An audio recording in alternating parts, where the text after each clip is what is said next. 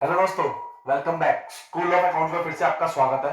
दोस्तों, मैंने आपको कहा था मैं अपनी थर्ड एंड लास्ट वीडियो में आपको एसेट्स एक्सप्लेन करूंगा। पहली दो वीडियोस में मैंने आपको एक्सप्लेन कर ही दिया है लाइबिलिटीज के बारे में और इन डेप्थ। अब इसके अंदर मैं आपको क्या करने जा रहा हूँ, एसेट्स की एक्सप्लेनेशन देने जा रहा हूँ। दोस्तों, ये मैंने आपके सामने लिख दिया है। एसेट्स के अंदर बेसिकली दो मेन चीजें क्या है, non current assets, current assets. ठीक है ना, नॉन करेंट, करंट। फिर से मोर देन 12, लेस देन 12 और ऑपरेटिंग साइकिल वाला कॉन्सेप्ट वो तो भूलना ही नहीं है। ठीक है, चलिए स्टार्ट करते हैं। सबसे पहले नॉन करंट एसेट्स में कौन से एसेट्स लिख दिए मैंने, फिक्स्ड एसेट्स। ठीक है ना, फिक्स्ड एसेट्स जिसकी लाइफ ज्यादा है, ठीक है ना, जो हमारे बिजनेस में यूज होते हैं। एसेट्स ही बेसिकली क्या होते हैं, जिनसे मुझे बेनिफिट डिराइव हो, जिनसे मुझे बेनिफिट डिराइव हो। ठीक है दोस्तों, तो फिक्स्ड एसेट्स के अंदर मैंने चार मेन कैटेगरी लिखी है। टेंजिबल, जो हम देख सकते हैं, which can feel seen touch, intangible which can't feel seen or touch। ठीक है ना, capital work in progress, intangible assets under development. अभी 2 मिनट बाद मैं इसकी एक्सप्लेनेशन दूंगा हर एक चीज की। आप अभी तरीका देखिए सिर्फ लिखने का। सामने करंट एसेट्स में मैंने इन्वेंट्रीज, इन्वेंट्रीज बेसिकली स्टॉक। जैसे ट्रेड पेबल्स में क्रेडिटर और बीपी होता है, वैसे ही ट्रेड रिसीवेबल में डेटर प्लस बीआर,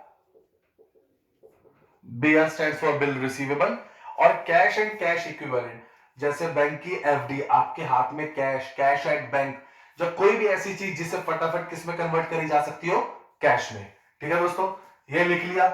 उसके बाद नॉन करंट इन्वेस्टमेंट। ठीक है ना, क्योंकि किसका पार्ट है, नॉन करंट एसेट्स का। अगर करंट एसेट्स का पार्ट होगा तो current investments. Long term loans and advances, current asset का पास है तो short term loans and advances. Sir हम लॉन्ग टर्म की जगह कुछ और लिख सकते हैं, हाँ बेटा, non current loans and advances भी लिख सकते हैं, लेकिन बेटर क्या है, लॉन्ग टर्म। ठीक है ना, याद करने का बेस्ट तरीका। Other non current assets, other current assets, देखिए मैंने इनको आमने सामने भी इसलिए लिख दिया है। ठीक है ना, बैलेंस शीट याद होगी तभी तो उसकी एक्सप्लेनेशन का फायदा है। प्रेजेंटेशन मैटर करती है, तो मैंने आपके लिए लिख दिया है। Last, deferred tax asset. मैंने अपनी प्रीवियस वीडियो में इसको एक्सप्लेन किया था, डेफर्ड टैक्स लायबिलिटी को और एसेट्स को। ठीक है ना, आप प्रीवियस वीडियो जरूर देखिएगा ताकि आपका बेस बन जाए, ये आपको अच्छे से क्लियर हो। चलिए, अब स्टार्ट करने से पहले फिर से मैं इसको अलाइनमेंट दे देता हूं। इसको 1 2 3 4 5 6 7 8। सर जी आप किस लिए लिख रहे हैं बेटा, मैं एक एक करके आपको एक्सप्लेन करूंगा ना इन चीजों को। 11 12 13 एंड 14। दोस्तों, अब मैं आपको वन बाय वन करके एक्सप्लेनेशन देना स्टार्ट कर रहा हूं। सबसे पहले स्टार्ट करते हैं, नॉन करंट हेडिंग मैंने लिख दी है, उसी के अंदर अब जो भी लिखूंगा मैं सारे उसके पार्ट्स लिखूंगा। First one is fixed assets. First one is fixed assets. ये एसेट्स वो है जो कंपनी अपने बेनिफिट के लिए रखती है। ये वो एसेट्स है जो हमारी अर्निंग्स में हमारी हेल्प करते हैं। ठीक है ना, assets which are held by a company for the purpose of sale but for purpose to increase the earning for the business। ये एसेट सेल के लिए नहीं है, ध्यान से, ये एसेट सेल के लिए नहीं है, ये मेरे बिजनेस को इंक्रीज करने के लिए है। मशीनरीज, लैंड एंड बिल्डिंग, ये सब चीजें मेरे बिजनेस के अंदर हेल्प करेंगी मेरे लिए। ठीक है ना, मेरा पेन बेचने का काम है, पेन की प्रोडक्शन का काम है, तो ये जो मशीनरी ली है वो बेचनी नहीं है, उससे पेन की प्रोडक्शन करनी है। ठीक है ना, अब जो वो मशीन है वो मेरे लिए क्या है, एसेट है। कौन सा एसेट है, फिक्स्ड एसेट। चलिए स्टार्ट करते हैं। अब फिक्स्ड एसेट्स के अंदर ये कैटेगरीज है। सबसे पहले हम आते हैं टेंजिबल एसेट्स पे। एसेट्स जो हमें दिखते हैं, which can be feel, seen और touch, that is tangible assets. Assets which are physical existence and they can be seen और टच। एग्जांपल क्या है, लैंड, बिल्डिंग, मशीनरी। ठीक है दोस्तों, आप वीडियो को पॉज करके लिख भी सकते हैं, डेफिनेशंस इजी लैंग्वेज में है। इनटेंजिबल एसेट, जो मेरे बिजनेस में मुझे दिख नहीं रहे लेकिन मेरे को बहुत बेनिफिट पहुंचाते हैं। ठीक है दोस्तों, फॉर एग्जांपल गुडविल, बेस्ट चीज मैंने आपको बताया था अपने प्रीवियस कॉन्सेप्ट वीडियोस में भी। फॉर एग्जाम्पल, आपने मेरे यहाँ पर खाना खाया, आपको बहुत अच्छा लगा, आपने अपने फ्रेंड मिस्टर ए को बताया, फिर ए ने बी और सी को बताया, फिर सी ने डी ई एफ जी को बताया। तो इस तरीके से मेरे ब्रांड की प्रमोशन होती चली गई। अब मेरे यहाँ पर कस्टमर आ रहा है, किस वजह से, मेरी गुडविल अच्छी बन गई है कि यहाँ पर अच्छा खाना मिलता है। तो that is goodwill. Computer software, ठीक है ना, इनटेंजिबल एसेट्स। ठीक है, आगे बढ़ते हैं। Capital work in progress. अब देखिए फॉर एग्जांपल एक बिल्डिंग है, बिल्डिंग मैंने बनाना स्टार्ट करी, वो अंडर कंस्ट्रक्शन है, तो वो इसका पार्ट नहीं है टेंजिबल एसेट का, वो किसका पार्ट है, कैपिटल वर्क इन प्रोग्रेस। मैंने लिखा भी है fix tangible assets which are under construction, जो अंडर कंस्ट्रक्शन है। एग्जांपल बिल्डिंग्स, आपकी कोई बिल्डिंग है, आप बना रहे हो, अपना ऑफिस बना रहे हो, तो वो किसका पार्ट बन जाएगा? कैपिटल वर्क इन प्रोग्रेस का। या फॉर एग्जांपल इंटेंजिबल एसेट्स का एक और एग्जांपल लेते हैं, जैसे कंप्यूटर सॉफ्टवेयर है, मैं इस सॉफ्टवेयर को भी बना रहा हूं, बना नहीं है, बना रहा हूं, तो जब तक मैं इस सॉफ्टवेयर को बना रहा हूं तो ये तब तक क्या बन जाएगा? Intangible asset under development. Intangible asset under development मैंने लिखा भी है इसके अंदर। पेटेंट, इंटेलेक्चुअल प्रॉपर्टी राइट्स, ठीक है ना, इसके अंदर सब कुछ आ जाता है, कॉपीराइट्स, पेटेंट, सब कुछ, IPR, which are developed by the company, जो अभी अंडर कंस्ट्रक्शन है। अब अंडर कंस्ट्रक्शन इसके लिए यूज किया जाता था, इसके लिए क्या यूज किया जाएगा? अंडर डेवलपमेंट है, ठीक है ना, which are under development by the company. तो ये कौन से वो एसेट बन जाएंगे? इंटेंजिबल एसेट अंडर डेवलपमेंट, ठीक है दोस्तों। चलिए अब नेक्स्ट पॉइंट समझते हैं इसके अंदर। नॉन करेंट इन्वेस्टमेंट दोस्तों स्टार्ट करने जा रहे हैं। जो नॉन करेंट इन्वेस्टमेंट होती है, investment which are held by the company but not for the purpose of resale. मैंने एक इन्वेस्टमेंट करी, कोई लैंड एंड बिल्डिंग खरीद ली कंपनी के नेम से, किसी कंपनी के शेयर्स खरीद लिए, किसी कंपनी के डिबेंचर्स खरीद लिए, ठीक है ना, तो अब मेरा मकसद इन्हें रीसेल करने का नहीं है, ये मेरी इन्वेस्टमेंट्स है, मैंने अच्छे प्रॉफिट्स कमाए तो मैं अपना फ्यूचर सिक्योर करूंगा, कंपनी का फ्यूचर सिक्योर करूंगा, ठीक है। तो देखते हैं non current investment, investment which are held by the company but not for the purpose to resale. अब इस नॉन करंट को हमने दो कैटेगरी में बांटा है, एक बांटा है ट्रेड इन्वेस्टमेंट में, एक बांटा है अदर इन्वेस्टमेंट्स में, ठीक है ना। ट्रेड इन्वेस्टमेंट्स क्या होता है? ये ऐसी इन्वेस्टमेंट है जो हम किसी कंपनी के शेयर्स और डिबेंचर्स खरीद के करते हैं। फॉर एग्जांपल मेरी कंपनी प्रतीक लिमिटेड ने एक्स लिमिटेड के शेयर्स खरीदे, ठीक है ना, तो मैंने एक्स लिमिटेड के अगर शेयर्स खरीदे, डिबेंचर्स खरीदे, तो किसका पार्ट बनेगा? ट्रेड इन्वेस्टमेंट का। रीड करते हैं, it refer to the investment made by the company in shares and debentures of another company. For example investment in shares, investment in debenture, investment in mutual funds, ठीक है ना, ये सब किसका part बन गया? ट्रेड इन्वेस्टमेंट्स का। तो अदर इन्वेस्टमेंट्स क्या है? Investment which are not trade investment, जो ट्रेड इन्वेस्टमेंट नहीं है वो अदर इन्वेस्टमेंट है। फॉर एग्जांपल मैंने एक, मेरा ऑफिस है, मैंने एक नया ऑफिस खरीद लिया, मैंने एक रेजिडेंशियल प्लॉट ले लिया कंपनी के नेम से, तो जो भी ये सारी investment in land and building है, ये सारी क्या है? अदर इन्वेस्टमेंट्स, ठीक है दोस्तों। चलिए अब नेक्स्ट पॉइंट देखते हैं।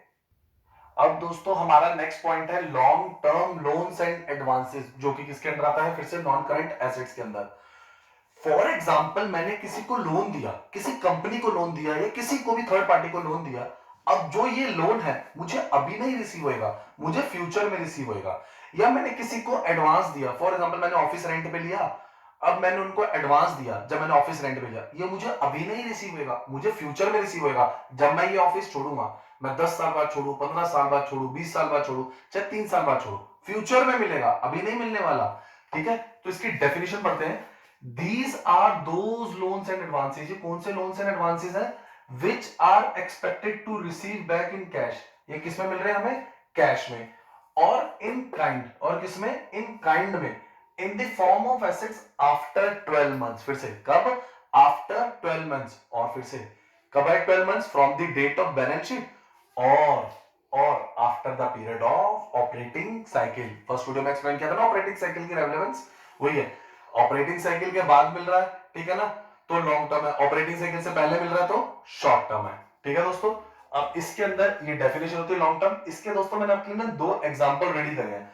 कैपिटल एडवांस, फॉर एग्जांपल मैं ऑफिस के लिए बिल्डिंग लेने गया, मैंने उनको कहा सर मुझे बिल्डिंग पसंद है, उन्होंने कहा ठीक है सर आप हमें इस बिल्डिंग का, फॉर एग्जांपल ये 1 करोड़ की बिल्डिंग है, तो आप हमें 10 लाख इसका एडवांस कर दीजिए, 10% जो होता है। तो मैंने कहा ठीक है सर मैं आपको 10 लाख दे देता हूं। जो मैंने उनको 10 लाख दिए एसेट एक्वायर करने के लिए, उसको क्या बोलते हैं? Capital advance. Advance which are given for acquiring the fixed assets, ठीक है दोस्तों। Next security deposit. Security deposit फिर से मैंने आपको बताया था भी, अगर मैं रेंट पे आया तो मैंने उनको कुछ security they the. For example मैंने एक पोस्टपेड प्लान लिया एयरटेल का, एयरटेल वाले कहते हैं आप हमें 250 एज अ सिक्योरिटी दो, तो अब जब मैं ये नंबर बंद कराऊंगा तो मुझे ये सिक्योरिटी रिफंड होगी, तब तक ये सिक्योरिटी एयरटेल की है, ठीक है ना। तो ये वही है, that are given for a period of more than 12 months. Example security deposit of electricity, security deposit of telephone.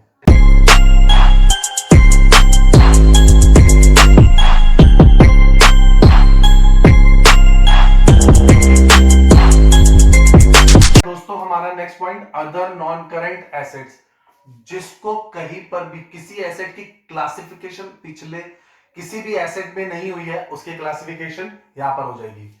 All other non current assets which do not fall in any of the above classification, जो भी हमने पहले सारी classification करी है। ठीक है दोस्तों, एग्जांपल समझते हैं। ट्रेड रिसीवेबल था, मेरे को ट्रेड रिसीवेबल डेटर है, ट्रेड रिसीवेबल करंट एसेट्स में आते हैं। अगर वो मुझे अब रिसीव हो रहे हैं मोर देन 12 मंथ्स और मेरी ऑपरेटिंग साइकिल के बाद, तो वो ट्रेड रिसीवेबल कहां आएंगे? वो ट्रेड रिसीवेबल एग्जांपल मैंने लिखा है, वो trade receivable bracket long term किसका पार्ट बनेंगे? अदर नॉन करंट एसेट्स का। ठीक है दोस्तों, एक और एग्जांपल दिया है अनअमोर्टाइज्ड एक्सपेंसेस, जो एक्सपेंसेस मैं एक साल में क्लेम नहीं कर सकता, उसे 2 3 4 5 साल में क्लेम करूंगा, तो उन एक्सपेंसेस को क्या कहा जाता है? Unamortized expenses, expenses that shall be return off after 12 months. ठीक है दोस्तों, नेक्स्ट पढ़ते हैं डेफर्ड टैक्स एसेट्स। मैंने आपको पहले एक्सप्लेन कर दिया था, इसलिए मैंने लिख दिया एक्सप्लेन अर्लियर, मेरी प्रीवियस वीडियो के अंदर लायबिलिटी साइड मैंने आपको एक्सप्लेन किया था। फिर भी अकाउंटिंग इनकम और टैक्सेबल इनकम, जब अकाउंटिंग इनकम लेस देन होती है टैक्सेबल इनकम, तो क्या पार्ट बन जाता है? Deferred tax asset. मैंने गवर्नमेंट को देने कितने थे? 80,000। मैंने गवर्नमेंट को दे कितने दिए? 1 लाख। तो जो बीच का डिफरेंस था 20,000, वो मेरे लिए एसेट है, क्योंकि मैंने गवर्नमेंट को एक्स्ट्रा पैसे दे दिए। ठीक है दोस्तों, चलिए अब स्टार्ट कर रहे हैं करंट एसेट्स। अब हमारे करंट एसेट्स में स्टार्ट करने जा रहा हूं। करंट एसेट्स में देखते हैं इन्वेंट्रीज।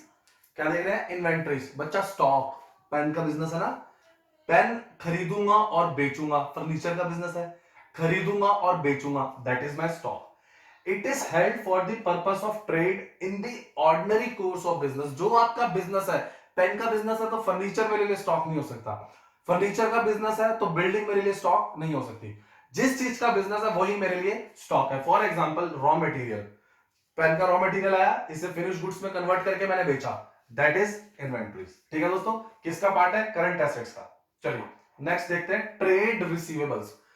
ट्रेड रिसीवेबल्स, ठीक है, जो भी अमाउंट, अब क्या हुआ, मैंने उधार में बेचा, मेरे से एक बंदा पेन ले गया 1 लाख की, ठीक है, 70,000 में मुझे कैश दे गया, 30 उसने बोला मैं बाद में दूंगा। जो 30 वो मुझे बाद में देगा, उधार दिया, उधार लिया नहीं, उधार दिया। ठीक है, जो मैंने उधार दिया, लिया नहीं है, तो मेरे लिए एसेट है।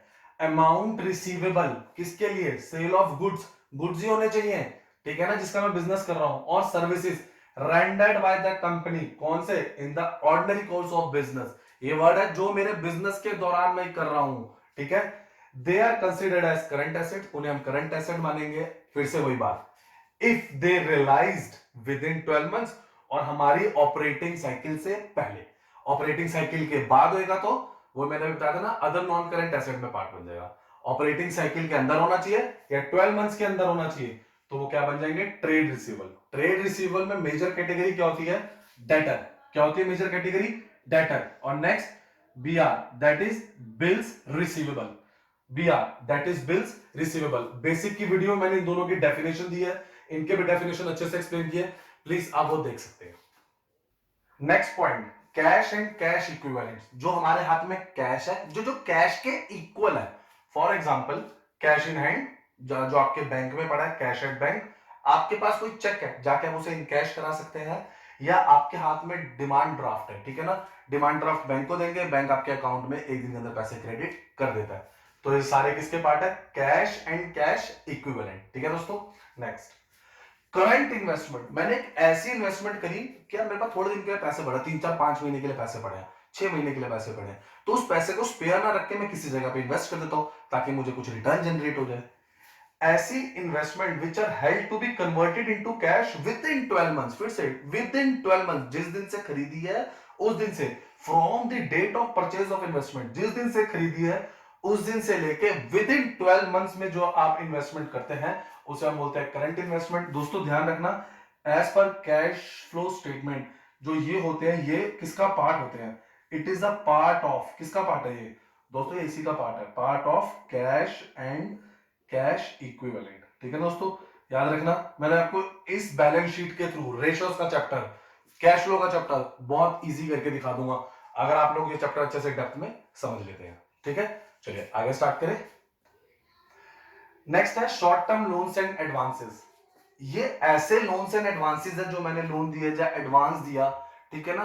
फॉर एग्जाम्पल मैंने बिल्डिंग के लिए एडवांस दिया था 10 लाख रुपीज, जो मैंने आपको पहले बताया था 1 करोड़ का 10 लाख, और मैंने कहा ये बिल्डिंग में आपसे 3 मंथ्स में परचेज कर लूंगा, ठीक है ना। तो that is short term loans and advances. जो भी एडवांस हम कब दे रहे हैं, विद इन 12 मंथ्स के लिए, ठीक है ना। या फिर से within operating cycle. Read करता हूं आपके लिए। These are loans and advances which are expected to realise within 12 months. कब से?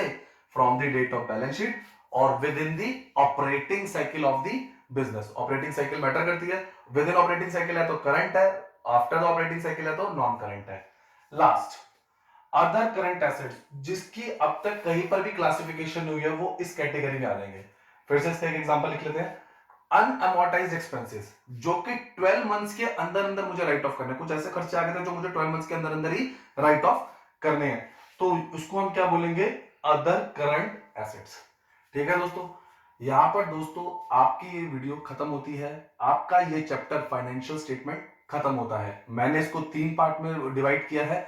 आप सारे पार्ट्स आराम से सुनिएगा, आपको पूरी क्लैरिटी मिल जाएगी कि हर डेफिनेशन होती क्या है। फिर इसका यूज आगे रेशियोज में होना है, कैश फ्लो में होना है, ठीक है ना। मैं आपको उसके अंदर दिखाऊंगा, ठीक है।